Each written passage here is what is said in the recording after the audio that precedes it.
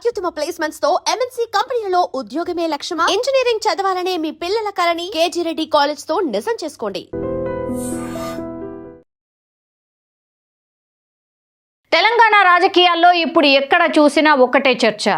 రాష్ట్ర వ్యాప్తంగా ఉన్నటువంటి 116 మున్సిపాలిటీలు అట్లాగే 7 కార్పొరేషన్లో ఎన్నికల వేడి ఆల్రెడీ స్టార్ట్ అయిపోయింది. మినీ కురుక్షేత్రంగా పిలుస్తూ ఉన్నారు. ఇప్పుడు ఆ కురుక్షేత్రంలో విజేతలు ఎవరు, అసలు ఏంటి షెడ్యూల్ అండ్ ఎలా ఉండబోతోంది అనేది ఒక్కసారి తెలుసుకునే ప్రయత్నం చేయబోతున్నాం. తెలంగాణ రాష్ట్ర ఎన్నికల సంఘం ప్రకటించిన వివరాల ప్రకారం మనకు తెలుసు, ఫిబ్రవరి 11న రాష్ట్ర వ్యాప్తంగా పోలింగ్ జరగబోతోంది.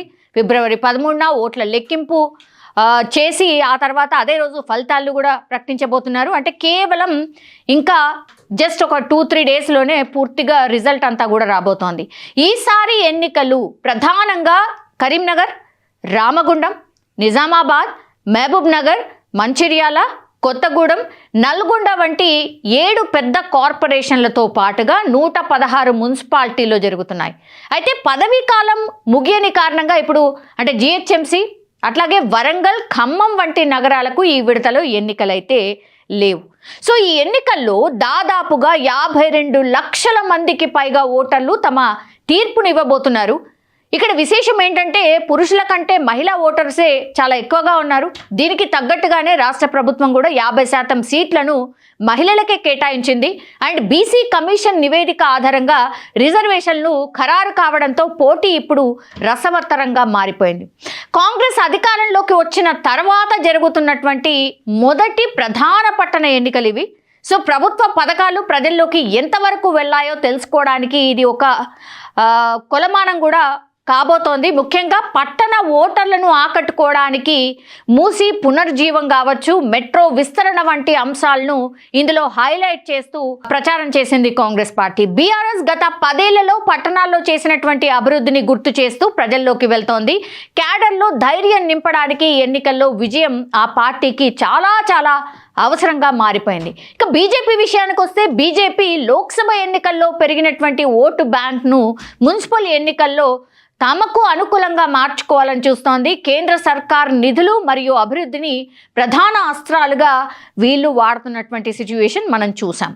సో రాష్ట్ర ప్రభుత్వం నిర్వహించినటువంటి ఈ కులగణన అంటే క్యాస్ట్ సెన్సెస్ ఏవైతే ఉన్నాయో బీసీ కమిషన్ నివేదిక ఎన్నికల్లో అత్యంత కీలకంగా మారబోతున్నట్టు చెప్తున్నారు. ఏ పార్టీ బీసీలకు ఎక్కువ ప్రాధాన్యత ఇచ్చింది అనే దాన్ని బట్టి ఫలితాలు కూడా ఉండబోతున్నట్టుగా కూడా విశ్లేషణలు వినిపిస్తున్నాయి.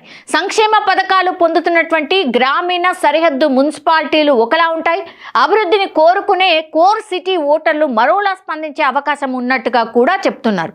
సో యువ ఓటర్స్ అంటే యంగ్ ఓటర్స్ ప్రభావం సుమారు 15 నుంచి 20% ఉండబోతున్నట్టు చెప్తున్నారు. కొత్త ఓటర్లు చేరడం వల్ల కూడా ఇప్పుడు ఈ డిజిటల్ క్యాంపెయినింగ్కు ప్రాధాన్యత చాలా పెద్ద ఎత్తున పెరిగింది. సోషల్ మీడియా ఆధారంగా కూడా వీటిపై ప్రభావం చూపే అవకాశం ఉంది. అసమ్మతి సెగలు, టికెట్లు దక్కని ఆశావాహులు, స్వతంత్ర అభ్యర్థుల కూడా బరిలో దిగడం ఇప్పుడు ప్రధాన పార్టీకు ఒక తలనొప్పిగా మారిపోయినటువంటి సిచ్యువేషన్ అయితే కనిపిస్తోంది.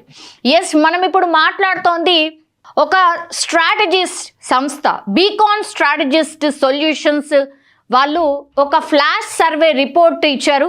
సో ప్రతిపక్షాలకు కనీసం కోలుకునే అవకాశం కూడా కనిపించడం లేదు అని ఈ రిపోర్ట్ చెప్తోంది. అక్షరాల 100కు పైగా మున్సిపాలిటీలు, మెజార్టీ కార్పొరేషన్లు కాంగ్రెస్ ఖాతాలోకి వెళ్ళబోతున్నట్టుగా ఈ సర్వే కుండబద్దలైతే కొడుతోంది. కారు స్పీడ్ ఎందుకు తగ్గింది, కమలం వికాసం ఏ ఏరియాకే పరిమితమైపోయింది, కాంగ్రెస్ ఈ స్థాయి ఆధిపత్యాన్ని ఎలా సాధించబోతోంది, ఆ మైండ్ బ్లాకింగ్ సర్వే వివరాలు ఇప్పుడు తెలుసుకునే ప్రయత్నం మనం చేయబోతున్నాం. ఈ సర్వే నివేదిక నిజమైతే ఫిబ్రవరి 13న వెలువడే ఈ ఫలితాలు ఏవైతే ఉన్నాయో తెలంగాణ రాజకీయ ముఖ చిత్రాన్నే పూర్తిగా మార్చేయబోతున్నాయి అనుకోవచ్చు. ముఖ్యంగా బీఆర్ఎస్ పార్టీ తన ఓటు బ్యాంకును భారీగా కోల్పోవడం కావచ్చు, బీజేపీ కేవలం కొన్ని జిల్లాలకే పరిమితం అవ్వడం చూస్తుంటే క్షేత్రస్థాయిలో కాంగ్రెస్ అమలు చేస్తున్నటువంటి సంక్షేమ పథకాలు ఓటర్లపై బలమైన ప్రభావం చూపబోతున్నట్టుగా స్పష్టమవుతోంది. ఓ పక్క 70% మద్దతు ఉన్నప్పటికీ కూడా పరిపాలనపై ప్రజల అంచనాలు మితంగా ఉండడం కూడా ఇక్కడ గమనించాల్సిందే. అంటే గెలిచాక పనితీరు బాగుంటేనే ఈ ఆధిక్యం భవిష్యత్తులోనూ కొనసాగే అవకాశం ఉన్నట్టుగా కూడా ఈ సర్వే చెప్తోంది. ఒకసారి మున్సిపాలిటీలు వారీగా చూసుకుంటే గనక నిజామాబాద్లో బీజేపీ తన బలాన్ని గణనీయంగా పెంచుకోబోతున్నట్టు ఈ సర్వే చెప్తోంది. ఇక్కడ కాంగ్రెస్ బీఆర్ఎస్ స్థావరం బలహీనంగా ఉంది. బీజేపీ అతిపెద్ద పార్టీగా ఆవిర్భవించే అవకాశం ఉన్నట్టుగా కూడా ఈ సర్వే చెప్తోంది. మొత్తం ఎన్ని డివిజన్స్ ఉన్నాయి? 66 ఉన్నాయి.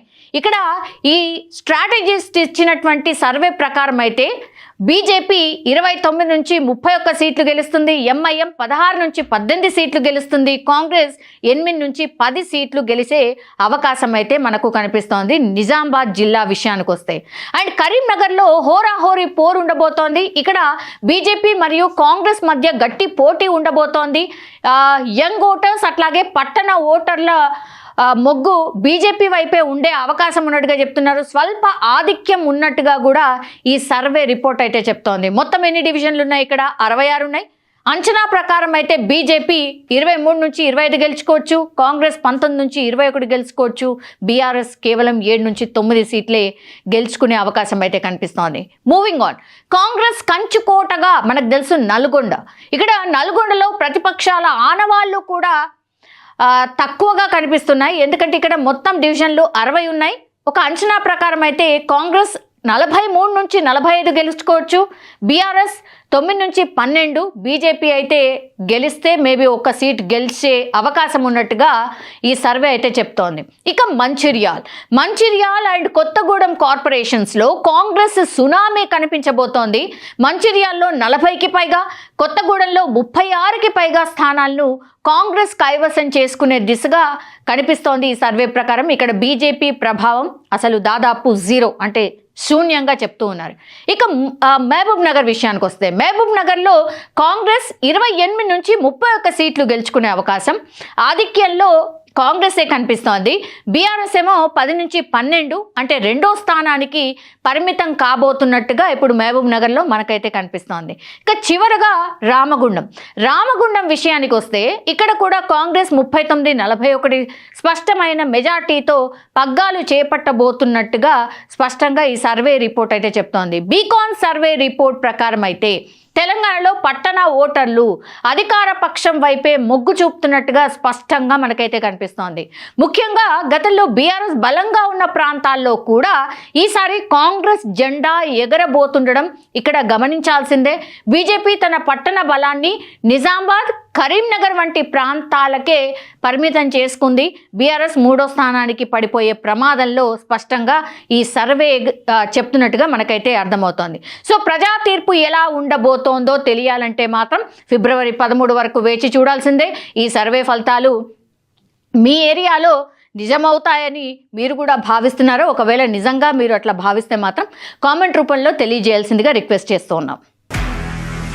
నిజంగా ప్రస్తుతం ఉన్నటువంటి సమాజం దేనికి ప్రయారిటీ ఇస్తుంది? ఆర్థిక సంబంధాల చుట్టూ మాత్రమే తిరుగుతోంది. మళ్ళీ ఎన్నికలంగానే చాలా విరక్తి కలుగుతున్నాం. మంచి అనిపిస్తుంది కదా, లేడీస్ కూడా ఛాలెంజింగ్ జాబ్స్ చేసినప్పుడు చాలా బాగుంటది. ట్రాఫిక్ అసిస్టెంట్స్ గా నియమించిన ట్రాన్స్జెండర్స్ అందరితో సాల్యూట్ చేయించుకుంటున్నారు. ఫుడ్ డెలివరీ ఇవ్వటానికి వెళ్ళినటువంటి డెలివరీ బాయ్ అనిల్ పై కళ్ళ ముందు